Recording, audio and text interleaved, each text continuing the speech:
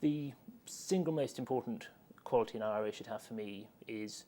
responsiveness or accessibility. So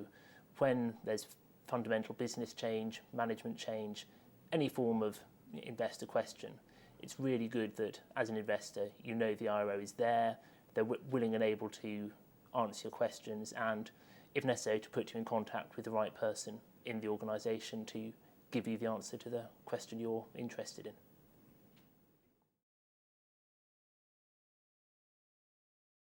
The IRO who stands out for me over the last year or so would probably be Emmett of Swedish Match, where tax rises obviously have a very important effect on Swedish Match's business, and Emmett's been very helpful for me, and I'm sure for other investors, in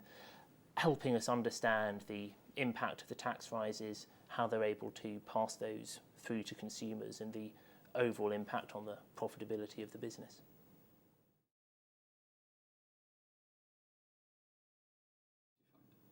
In the majority of cases, yes, they're obviously, as with any group of people, whether it's Premiership footballers or investor relations officers, there's a range from the very good to the less good. But as a general rule, investor relations officers are up to the job. They are generally well informed about their companies, and if they don't know the answer to the question, but they're generally very happy to put you in contact with the right person in the organisation to answer it. So I think anyone would expect investor relations officers to know the answer to absolutely every question about their company. That would be completely unrealistic. But as long as they know where to go to find the information or to point you as the investor in the right direction, then they're doing a great job.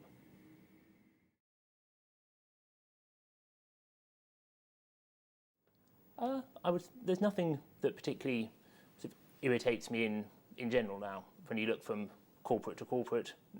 some clearly do things better than others. I guess one broad area of problem over the last year has been the changes in sort of bank capital adequacy rules, how those discussions feed through, and I think that's been an area where investors and probably the banks themselves have actually been fumbling in the dark, and so I think there has been in some cases a lack of clarity, but that's I think more of a fundamental problem with the stuff coming out of the regulations rather than an unwillingness on the part of the IROs to be helpful. It's just that when there's no real clarity, it's very difficult to shed much light.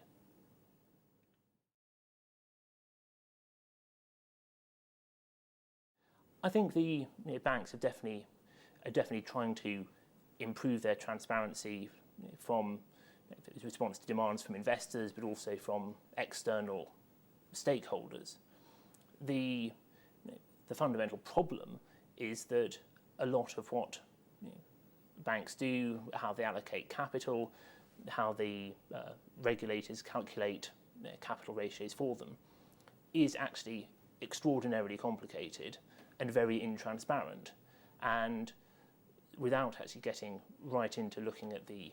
internal management accounts, which would obviously pose problems from a securities market and insider trading point of view,